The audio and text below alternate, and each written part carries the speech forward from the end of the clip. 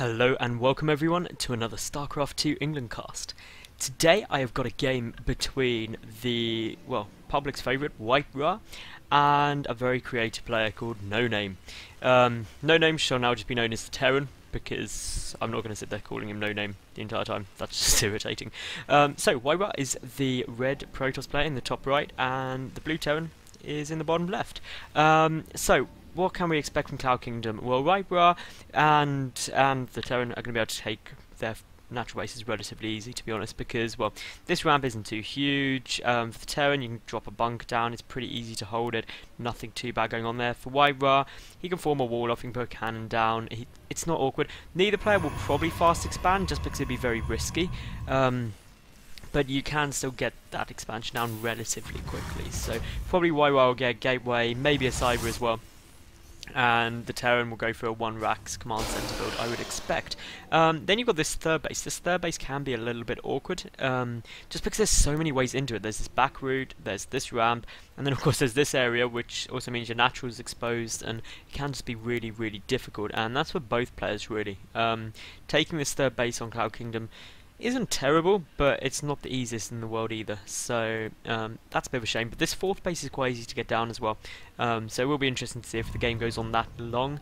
While these players are just really doing everything standardly, take the time to say, if you don't have me on Twitter, please give us a follow. You can get, you can leave me comments, you can point out any good games, anything you want me to cast, any comments or stuff on my videos, or just to say hi, so it'd be brilliant. It's at SC2_England. Also, if you do like this video, please give it a thumbs up, that'd be a massive favour for me, so I would appreciate if you do that. And lastly, click that subscribe button if you do enjoy, because, well, I put up lots of games, and well, my subscriber base is slowly growing, so it'd be cool if you joined them. So we will just see this lucky pro is on his way out and will get away. WhiteRa got some good scouting off, knows exactly what's going down at the moment. No gas out of the Terran yet. WhiteRa does have this 1 gas, which is kind of essential for Protoss. You really have to get that. There's no real build for Protoss where you leave that out, except for sort of a forge fast expand or something, but you'd never do that in a TVP. Now the Terran player will probably go for very kind of infantry heavy, because it works incredibly well. Stim with Marines, Marauders, Medevac just wrecks gateway units. Hell, Stim with Marines and Marauders and no Medevacs wrecks gateway units, so well, that's almost certain. It also means that if you've got that reactor starport down, if WhiteRa were to go for that sort of very quick Colossi tech, he'd be able to do it. Now this is a nice little play, dropping that engineering bay down. This is going to be insanely irritating for WhiteRa to deal with. He's going to really, really delay that Nexus. He is trying to build it as much as possible, just so it takes ages to go down. Meanwhile, the Terran is, well, halfway done with his own natural base, so that engineering bay is going to incredibly delay WhiteRa's expansion. That Stalker is going to take a long time to knock that down. That is going to be just a pain. WhiteRa's probably cursing him right now. It's almost as annoying as when a Protoss player pylon blocks a Zerg. So WhiteRa, now you know how it feels. So we also see this probe is amazingly still alive. This has got to be like the world's luckiest probe. I don't quite know how it's still surviving, but we will see an engineering bay, the double gas come down here from the Terran. And no, the engineering bay's up here, what am I on about? The engineering bay was cancelled, it nearly died, and WhiteRa will be able to get his base down. And, well, some more barracks being added on here. The double gas means we'll probably see Tech Lab on one of these racks very, very quickly, getting Stim started, because, well, Stim takes a tremendous amount of time to build. Meanwhile, we will see WhiteRa adding on just 2 more gateways here, so he has got that second gas as well. There's 1 sentry, very bravely seeing at the front there's a Stalker poking his way out, just seeing, is this going to be a 3 command center build? Because that's obviously the concern to WhiteRa, is he knows he was a bit behind on that natural. And obviously it is in a Terran's position that he can go for 3 very, very quick command centers just to get ahead economically. And it can be difficult for a Protoss player to push through, because with a really heavy infantry ball, anything short of High Templar with Storm or Colossi can find it insanely difficult to deal with that, especially if you include bunkers and such in there as well. Second sentry out there now at the moment for WhiteRa, those extra gateways just finishing up, and there's the Robo facility. So I'd expect now to see from WhiteRa, he'll get out an Immortal, Burst and an Observer. That Immortal is just to deal with any sort of really early Marauder push, and then what he'll do to follow on from that is just, well, get Colossi, because obviously you need the Colossi to deal with that big kind of bio ball, which the Terran will almost certainly be going for. Now we will see a 4th gateway being added on here. No building to the front, so WhiteRa just keeping everything back in his main in the safe. And we will see this factory about to finish up. That's just to get the starport. We'll probably see a reactor come down on that factory. Then a switch at the starport, and then the factory will just go off to go and scout, because hell, use a factory to scout with.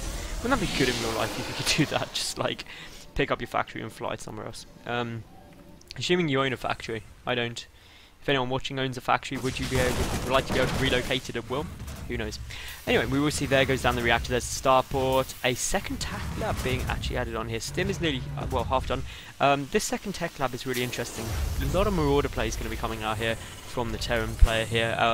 Custom shells as well just being started. So this is going to be a nice little timing push. These will actually finish up very, very near to each other. This is a very refined build by NoName. Basically that push is going to come. There's going to be a couple of medevacs out as well. 2 medevacs, probably quite a few marauders, and then he can move out if he so wished. There's one observer for WhiteRa, not doing very much at the moment, just sitting there, keeping an eye out. There is one scouting slowly on its way across to see exactly what is happening. The big tell is these 2 tech labs. That's very, very telling on what's going on. Charge is on the way now for WhiteRa. He's also getting up his first forge. Meanwhile, the +1 Terran infantry weapons is on the way, and the 3rd base as well for a Terran player here. Now, again, slight upgrade advantage is going to be there for Terran, just because he started his upgrade sooner, but WhiteRa can catch that up if he does choose to use the chrono boosts. Now, Stim and concussive shells are both now done. It'll be interesting to see if the Terran moves out with these 2 medevacs to go and try and put on some pressure. It'd be a good time to put on pressure, and that's exactly what he's going to do. It's a nice little timing window around the 10-minute mark. This is going to hit. The observer, I do believe, has seen it, or will do shortly, but knows this command center is coming out. And this is why this push is so good, because, well, he's moving out, he's going to put on pressure, forcing WhiteRa to defend, allowing him to take down this 3rd base and be in a good economic position going later into the game. And also, obviously, WhiteRa doesn't have any kind of splash in order to deal with this. He's getting a 2nd forge, so double upgrades will be on the way, as they are for the Terran player as well. So both players going into double upgrades now. Now, this sentry placement is going to be, and force field placement is going to be essential. The one thing the Terran doesn't want to do is get his army split up, because then it will just get completely wrecked. Good little bit of baiting, gets a couple of free zealots, and really that's exactly what NoName needs to be doing here. More zealots are being warped in though, and really those 2 sentries are what are going to scare off the Terran. That was a really hard sentence to say, I do apologize for that. These rocks basically mean the 1 force field can split this army up. A drop is going to come down into the main though, and I don't think WhiteRa is going to see it. There's no observer out there, and this is going to be a complete nightmare because all of WhiteRa's army is out of position. There's a couple of marines left which are going to stim up and really deal with the natural, and now there's a lot of probes getting taken down here. Meanwhile, a lot of probes in the natural as well, and this is forcing WhiteRa to split his army up. We could see some losses here. The natural base is going to get cleaned up very, very easily, but this is some good stuff, Step Micro. Those 2 medevacs are there, and we will see a lift go up now. So only 1 medevac full of units was taken out there. If we take a look at how many probes were killed, well, 8 probes went down, and that's quite a big loss. And obviously, this is exactly what I said. Push now, expand behind. And that is exactly what the Terran player has done, and will allow him to gain a good economic position. WhiteRa trying to take his own 3rd base relatively soon, or at least is getting in a position like he want to. This is an interesting choice, this planetary fortress. I think it's a really, really good decision here, purely because it's a very exposed 3rd base, and having that planetary fortress just means he'll be able to hold it to get back to defend if need be. Now, if we take a look at the production facilities, well, a lot more racks is being added on. There's the armory just to allow the 2-2 upgrades to be started. And really that's all that's going on. The medevac numbers are starting to get higher. For WhiteRa here, he has got up his Templar Archives. He's getting up those first High Templar. Storm is about a quarter done. So, contrary to what I said earlier, WhiteRa isn't going to be going for that Colossus tech. Which is fine. As long as you have High Templar or Colossus, you are absolutely brilliant. So really, if there are High Templar out, what the Terran player needs to do now is get Ghosts to EMP and snipe them. So hopefully we will see that happen shortly. Now, just having a quick peek around, we do have the Ghost Academy out. There comes the Mobius reactor for 25 additional energy on the Ghost. He's taking a look up at WhiteRa's base. He's got those double upgrades. 2-2 are on the way. 2-2 for the Terran as well. So upgrades have actually equaled up quite a lot, and that was from some good chrono boosts by WhiteRa. The High Templar numbers are only at 3 though, so they need to come a bit higher, but obviously WhiteRa knows exactly what's going on due to the fact that he's got this observer there. And we'll see this push moving out now. If we take a look at the work account, 57 to 75. So that is a huge economic advantage there for the Terran player here. Absolutely massive. Colossus Tech is coming out, the robotics bay is on its way. Just taking a look at this production is now 1, 2, 3, 4, 5, 6 racks, some tech labs, well, tech labs being added onto all of them, so really heavy ghost production is going to be coming out now. And here we go. We're not going to have an engagement actually. Bit of a baiting a storm out there, and I think that was a good choice. And now the one thing that WhiteRa needs to be careful is not to waste those storms. He's not doing any damage at all with those so far. With only 4 High Templar, he needs to really hit those storms home. And very, very good play here by NoName.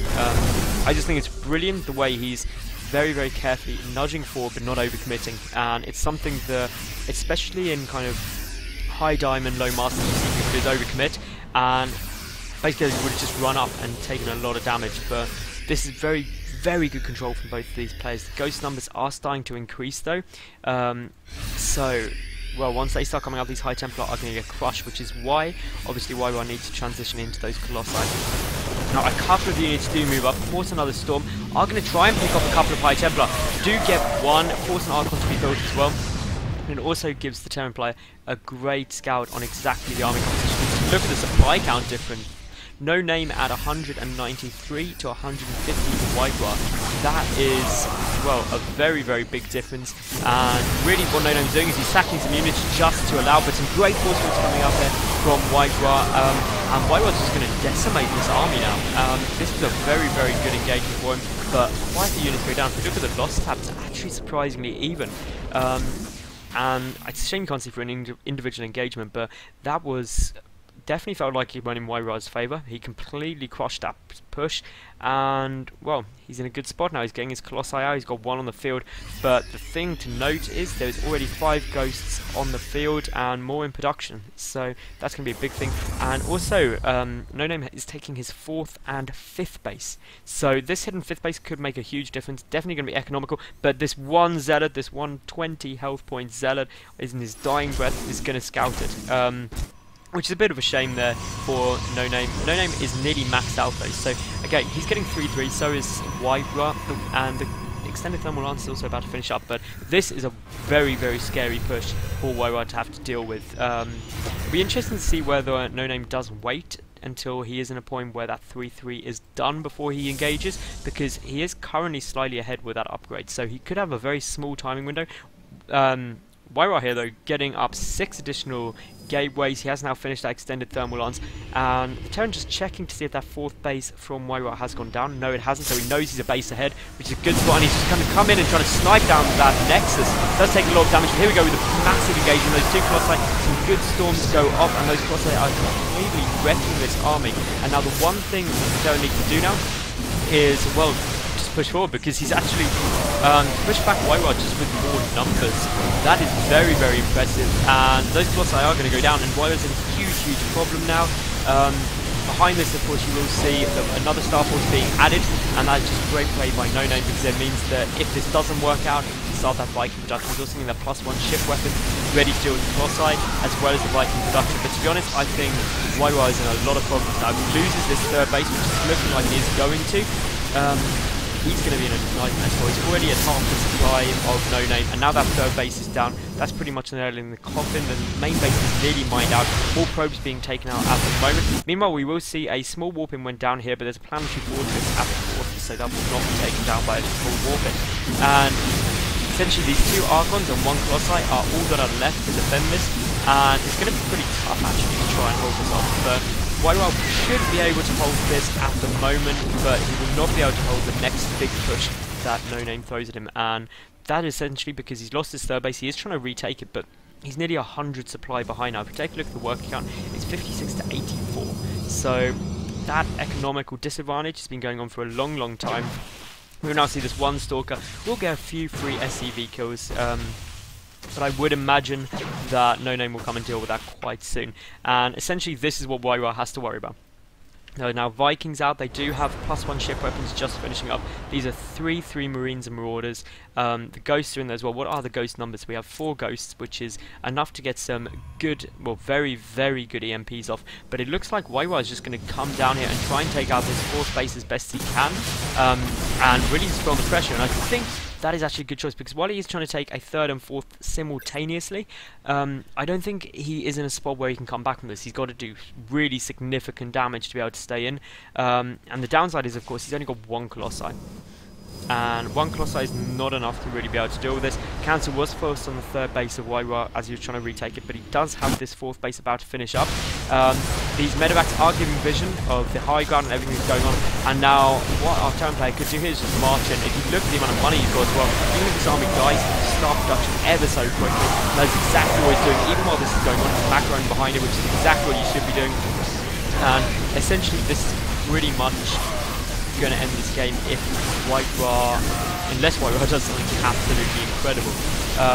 He's just being forced into a war of attrition. He can't win because, well, this 4th base is down. This 1 Stalker is just doing so much damage, it's insane. And these probes are going to give away where the 4th base is, and well, that's a bit of a shame for WhiteRa, because of course now NoName knows exactly where that is going on. 8 kills, 9 kills on this Stalker. This Stalker is just like, well, if you're not going to kill me, I'm just going to keep shooting you.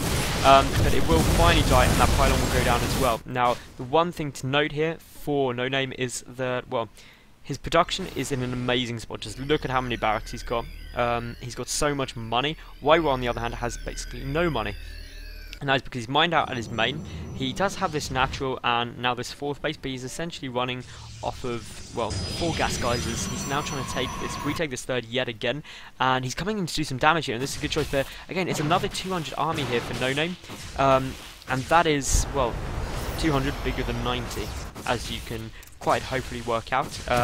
We actually take a look at the production. Well, even the term building armor and high-sec auto-tracking is coming on as well. So that planetary fortress is going to be hard to take down. NoName is in an advantageous position purely because he's got another base. He's taking more bases everywhere. And that's exactly what he should be doing. He's got a huge bank of minerals. If you've got that many minerals, just expand everywhere, because you can't get rid of them any other way. If your opponent does try to kill them, you've got problems, but now this army is out of position here for WhiteRa. That base is just going to get sniped down near instantly, and that is really going to cause WhiteRa problems. He's now down to just that 1 mining base.